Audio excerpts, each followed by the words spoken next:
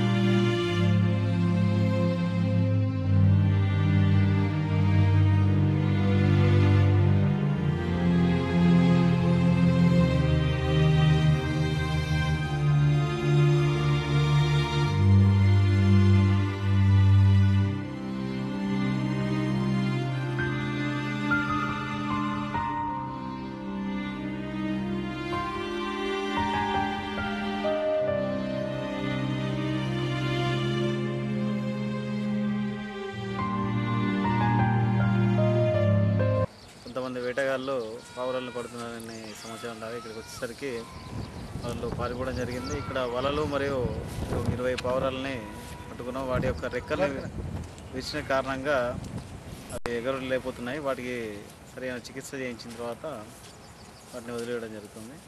So మరి ఎవరైతే ఈ వేటగాళ్ళందరికీ కూడా పట్టుకుని తగిన చర్యలు తీసుకుంటాము. ఇటువంటి వన్యప్రాణుల పట్ల ఇటువంటి చర్యలు అమానుషం. ఇటువంటి చర్యలకు ఎవరు పాల్పడవద్దని చెప్పేసి తెలియజేస్తుంది.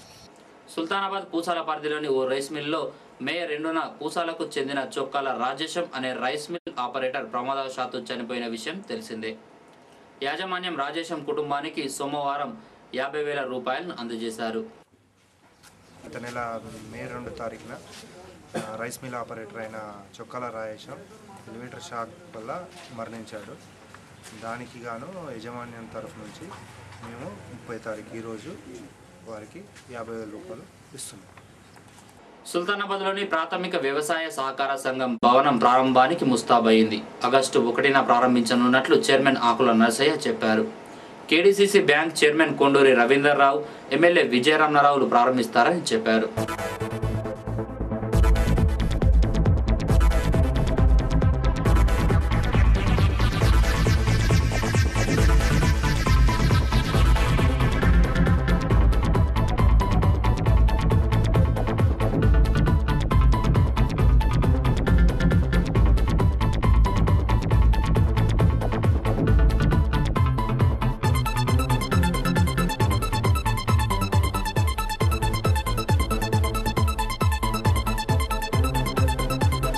ఇవి బులెటిన్ విశేషాలు. మరో బులెటిన్లో మళ్ళీ కలుసుకుందాం. నమస్కారం.